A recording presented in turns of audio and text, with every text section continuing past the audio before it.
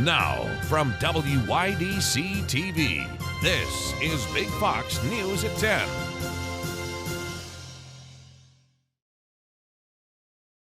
Thanks for joining us. I'm Anna Manuel. The driver of a car that crashed into a Bath home has died unexpectedly. The driver of a car that crashed into a Bath home has died unexpectedly. Police say that 48-year-old Arisa Manjani was possibly suffering from a medical problem when she drove into this home on Geneva Street. At the time of the accident, Manjani was extracted from the vehicle.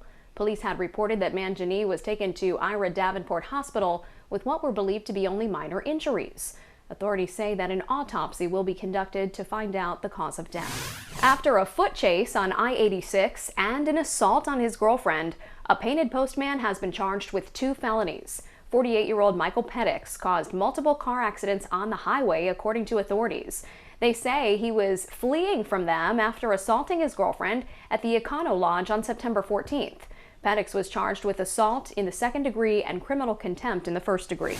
Governor Hochul announced that she will debate Republican challenger Lee Zeldin. Zeldin has been campaigning across the state and calling out Governor Hochul for not having a debate. Zeldin has called for a series of debates in different locations across the state. There has been no word on if Governor Hochul plans to have one debate or a series. A schedule for the debate will be released by the end of the week, according to the governor. Overdoses continue to rise in the Southern Tier and the rest of New York. Big Fox's Josh Feldberg has more on what the state is doing to help.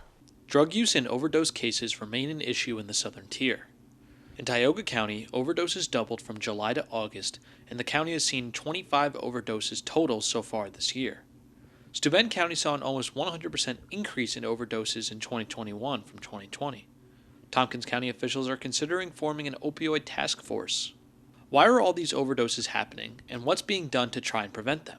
State Health Commissioner Dr. Mary Bassett stated that fentanyl has made all street drugs more dangerous, and non-opioid drugs like meth can be fatal. Overdoses commonly involve fentanyl as an additive to the drug of choice. Fentanyl is said to be 50 to 100 times stronger than meth and is considered to be a large contributor in overdoses.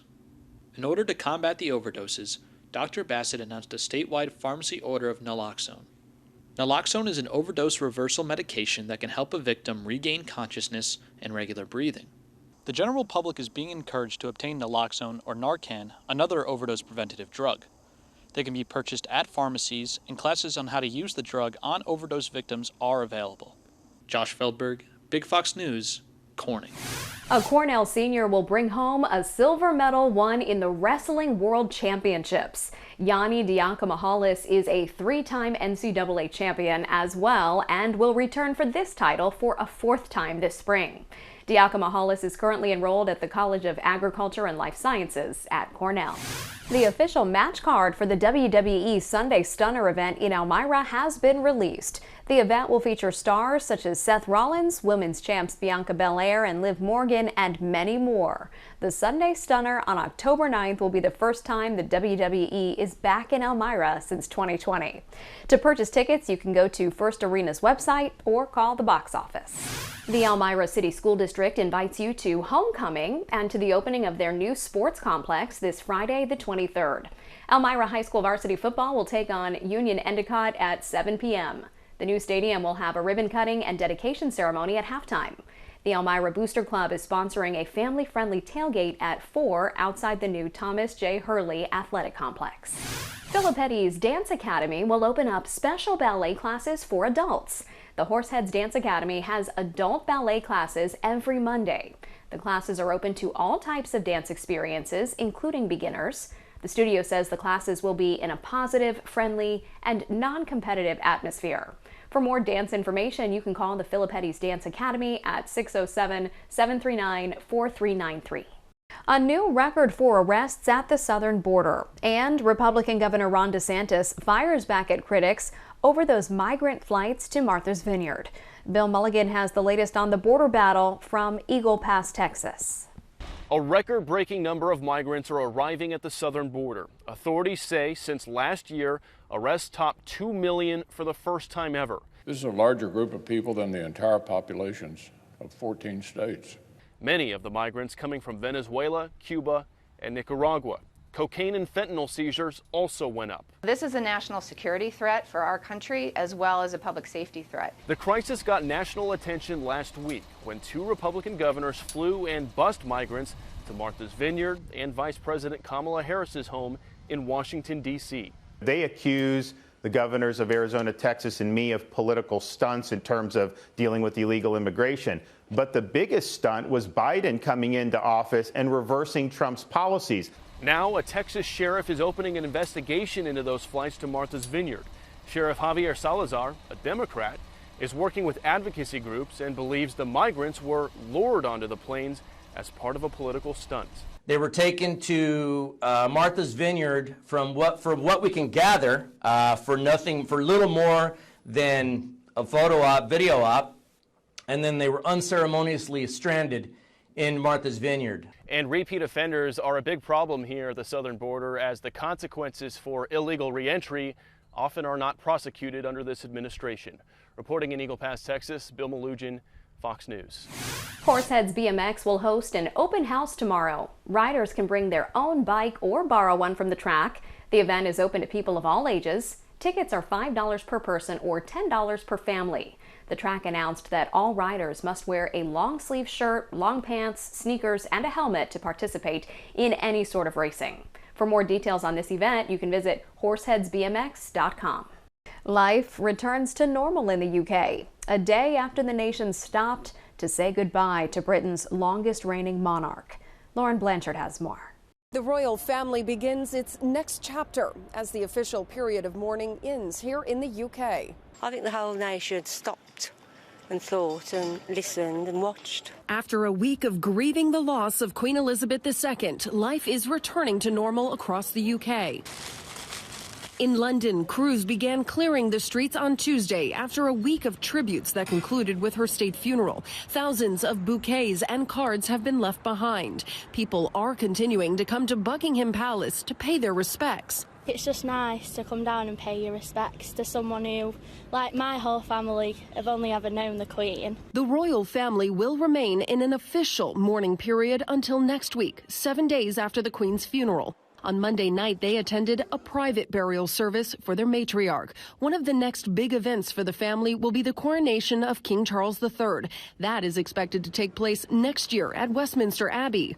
In terms of Prince Charles being the king, I mean, he's a quintessential British gentleman, so what more could you want?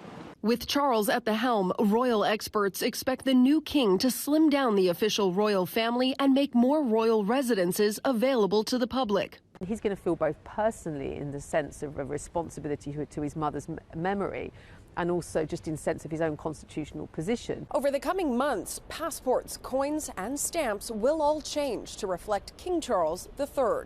In London, Lauren Blanchard, Fox News. Still ahead, we have your complete forecast. Plus, prices at the pump are coming down, but home heating costs are going up. I'm Grady Trimble with Fox Business. Coming up, how much it'll cost to heat your home this winter. Here's your local stock market update from Big Fox.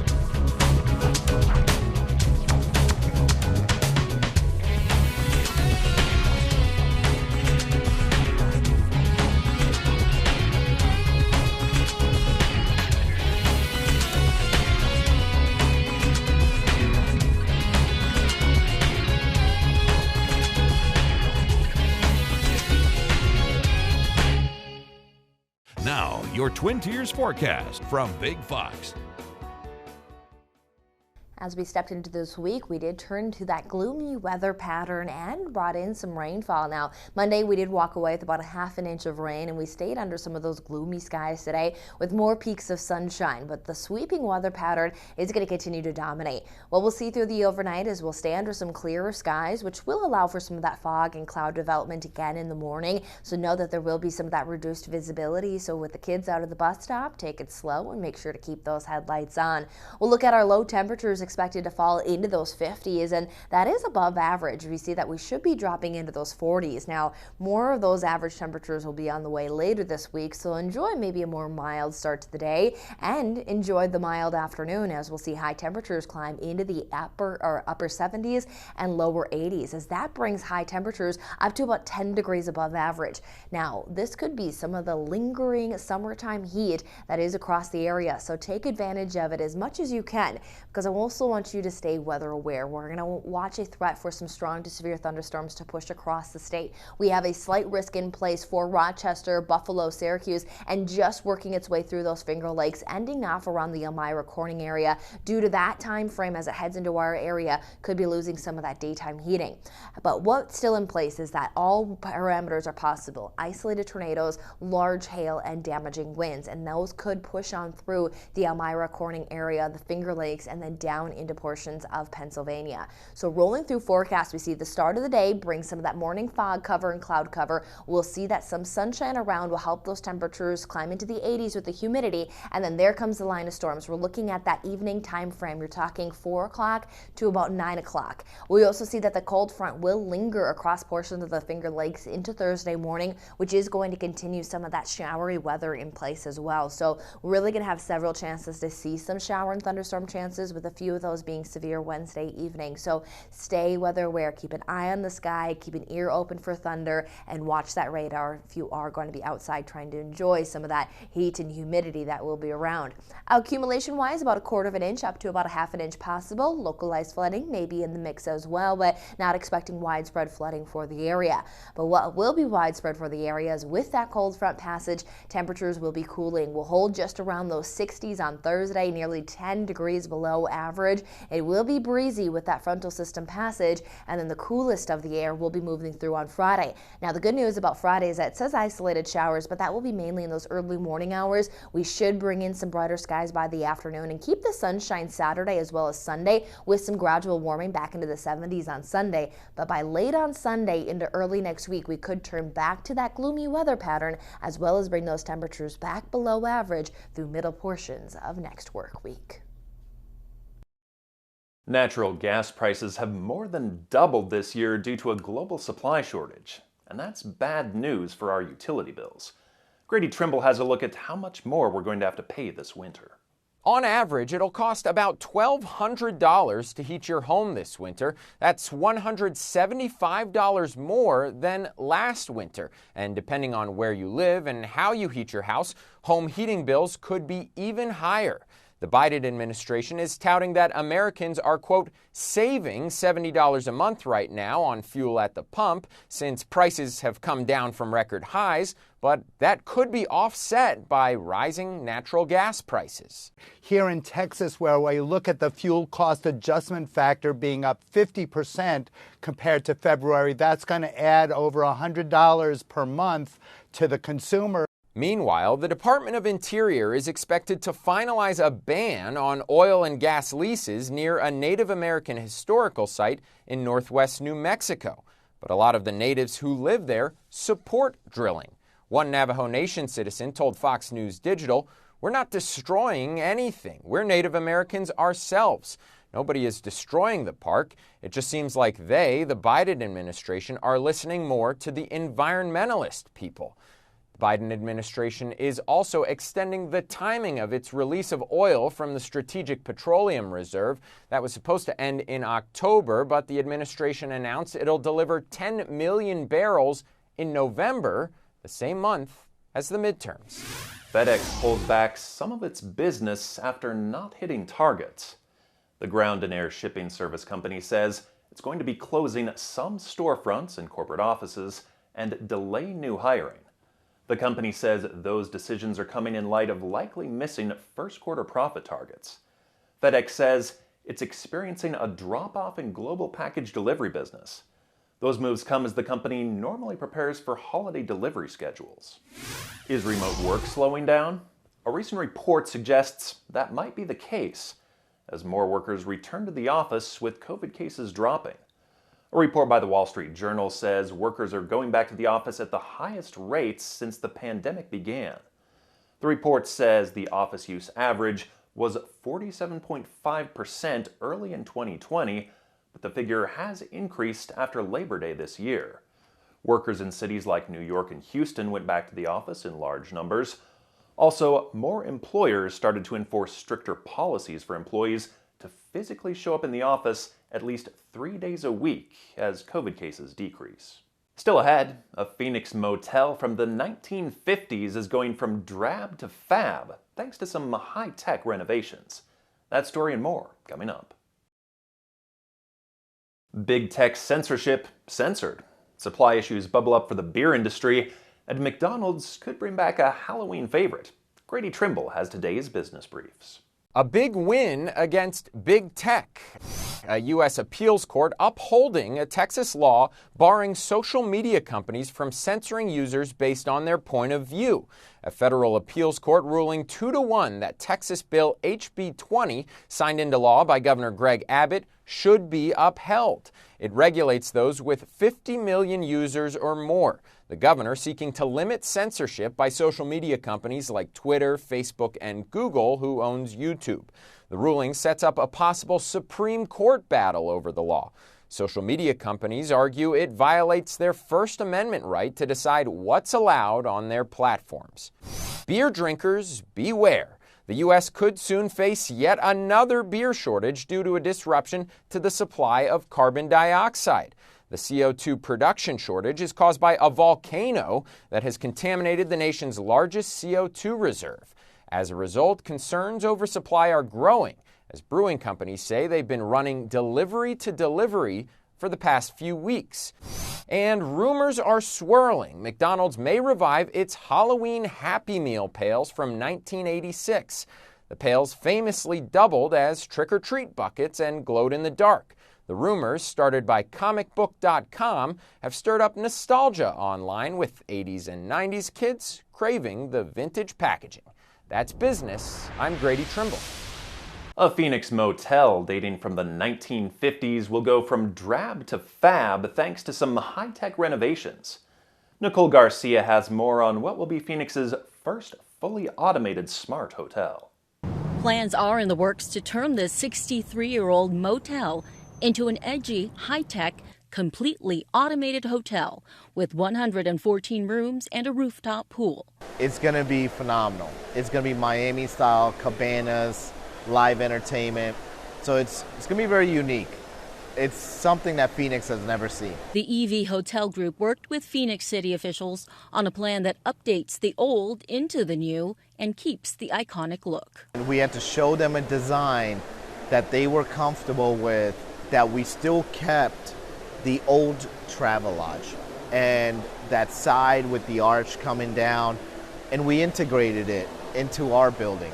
The EV Hotel won't have a front desk or room key cards. From check-in to room service, guests will use an app for nearly everything a worker does and to customize their rooms. It's like an airline. You'll get a message, you're ready to check in, you're putting all your preferences. I want the room to be at 70 degrees. I want certain lights on. And a lot of these things is what's going to create the experience. Each room will have more than a dozen smart devices, including a smart mirror, engineered for guests to adjust their surroundings with just the tip of their finger. Now you're owning your own room because you're customizing your room to what you want. A new report finds thousands of books were banned during the 2021 to 2022 school year. The report is by PEN America, which is a nonprofit that works to protect free expression in literature and human rights. The report found that more than 1,600 books with titles related to race or the LGBTQ community were prohibited in more than 5,000 schools during the last school year.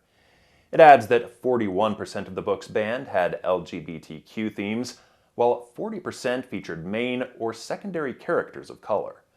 The American Library Association says efforts to ban books in schools could potentially surpass last year's record. Stay with us. We'll have more right after this.